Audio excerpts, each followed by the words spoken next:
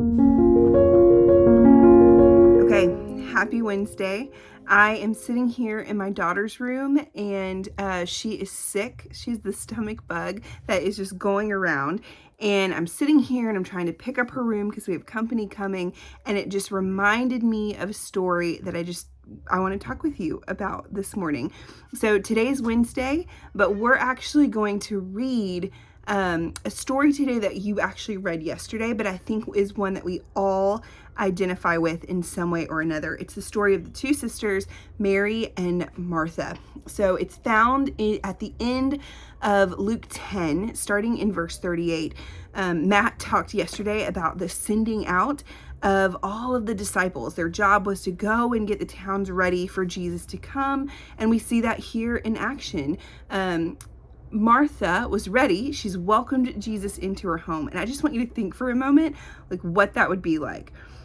You're welcoming Jesus, who at minimum, you know to be a really popular rabbi, right? Who you don't have the chance to welcome into your home very often. At most, you believe that he's the Son of God and he is coming into your home. What would you do to prepare? My mom is coming this weekend and I am cleaning my daughter's room. Like, what would you do, right? I think we can all kind of relate to this. Martha is just busy preparing and having Jesus in her home, and she's being the hostess with the mostest and trying to make everything perfect for him, right? It seems pretty reasonable. But then her sister, Mary, is sitting with Jesus on the floor, sitting at his feet, is the way that Luke describes it, and listening to his teaching. And meanwhile, Martha's going about doing her thing, getting ready, being prepared. What would you do if your sister or your spouse was just sitting there doing nothing while you're buzzing about trying to get everything ready for like the Son of God in your home? I imagine that you would probably be pretty upset too, just like Martha is. And so when Martha says, Lord, don't you care? Don't you see the injustice of this moment? My sister is sitting here doing absolutely nothing, and yet here I am doing all the work. And Jesus' answer is so surprising, I think, personally. He says, Martha, Martha. You can just hear his care and concern for her. You're anxious, you're troubled about many things, but one thing is necessary, and Mary has chosen the good portion, which will not be taken away from her. Martha is busy trying to do what would have been right, to be a good hostess.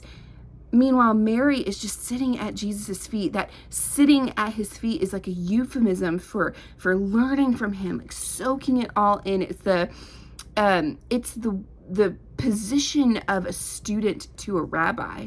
Jesus is actually discipling her in this moment. And I love this picture because Jesus says, it may seem, Martha, like you're doing the right thing, but actually Mary has the right idea. And you need to take a page from her book. And here's why I love this. I can get so caught up in preparing and trying to get everything to be perfect. And I really see this in me with all of these Bible reading plans. Doing the emails, recording these videos, spending all the time making sure that we can equip you with everything you need to get the most out of this plan, to the point where sometimes I just forget that I too am supposed to just sit at the feet of Jesus with no agenda other than just to learn from him. And this story has been really convicting for me this week, as we talk about the difference between doing for Jesus and just being with Jesus. How often are we guilty of going to church and reading the Bible and doing all these things because we feel like we need to do for Jesus, when in reality, the whole point all along is just to be with Jesus, to just spend time at the feet of Jesus. So I don't know how this story hits you, whether you identify with one sister or another. I used to think I identified more with Mary because I am lazy and I would be the one sitting and just listening to a teacher instead of helping around the house. But now I actually realize I identify way more with Martha, because you're busy getting so much stuff done that you just forget You forget that we too are supposed to sit at the feet of Jesus. So I don't know what it would look like for you to do that this week. But I just want to encourage you. I'm going to take this challenge up myself, even in the midst of your busyness.